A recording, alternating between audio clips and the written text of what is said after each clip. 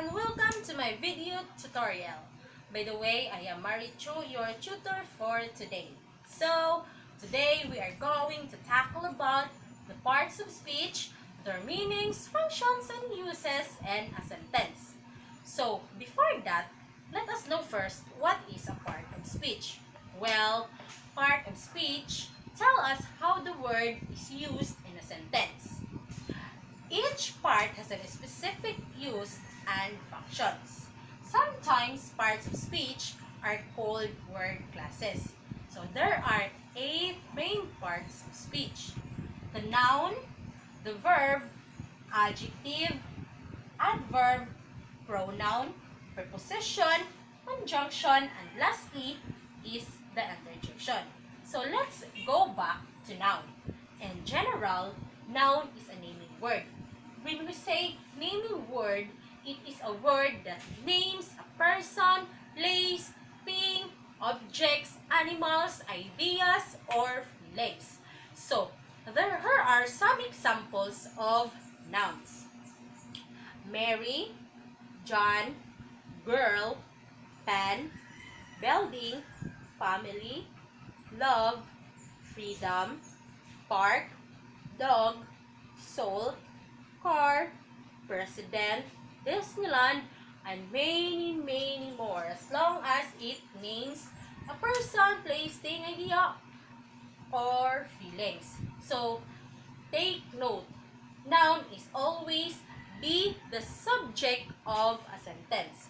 So, let's proceed to verb. Verb is an action word. It expresses the action and the state of being or moving.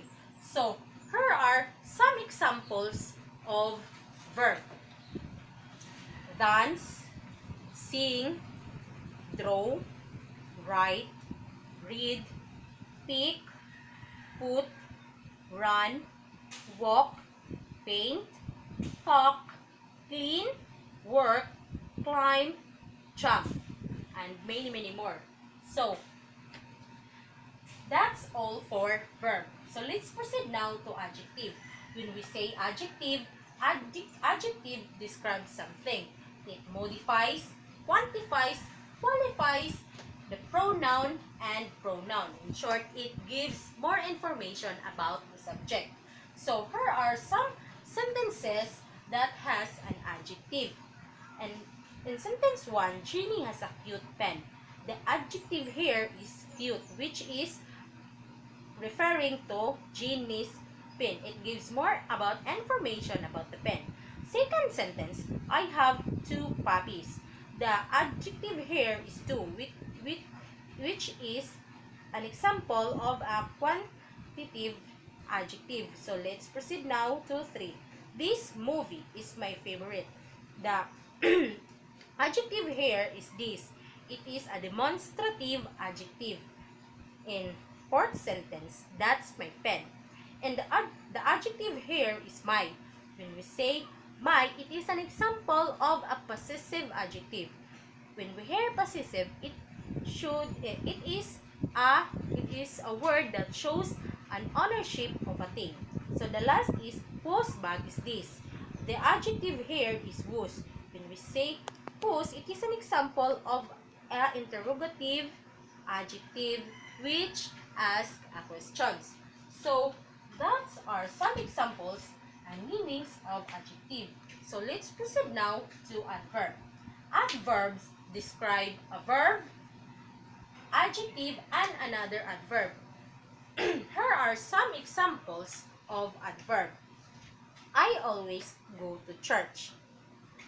The adverb here is always. It is an example of an adverb of frequency on how the action, how often the action do. In sentence 2, she runs quickly. The adverb here is quickly, which is an example of an adverb of frequency. In number 3, we'll leave tomorrow. The tomorrow is an example of adverb of time and place. In 4, Jane is very happy. Very is an example of a degree, adverb of a degree. In fifth, when I was a student, I studied a lot. The adverb here is a lot. So, that's all for adverb.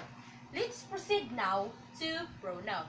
When we say pronoun, it replaces a noun and a sentence to avoid the repetition of the subject.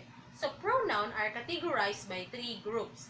The first person, second person, and third person. In first person, singular consists of I and me, and plural, we and us. In second person, the singular and plural is you. And third person, the singular includes he, she, it, and plural, they, them. So, here are some examples of a pronoun. Some examples of pronoun are she, he, his, her, they, them, us, and etc. So, let's proceed now to preposition. Preposition shows a relationship. It is a word that shows a relation between the two, between the noun and the other words. So, here are some examples of prepositions.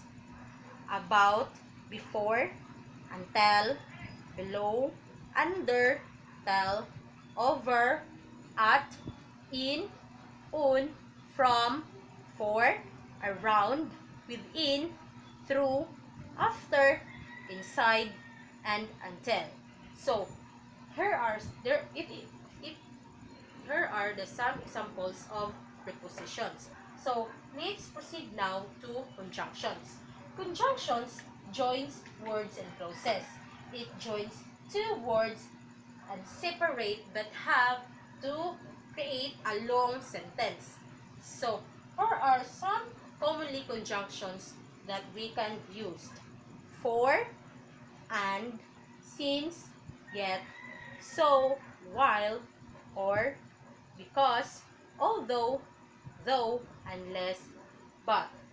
So, that's all for conjunctions. So, let's proceed now to interjection. Interjection expresses a strong and sudden emotion. Some examples of interjections are oops, yummy, yuck, boo, ew, gosh, ouch, wow, great. Remember that interjections ends with comma, period, quotation, or an exclamation mark. So, that's all for today. I hope you learned something from my video. Thank you and God bless everyone. Have a great and awesome day.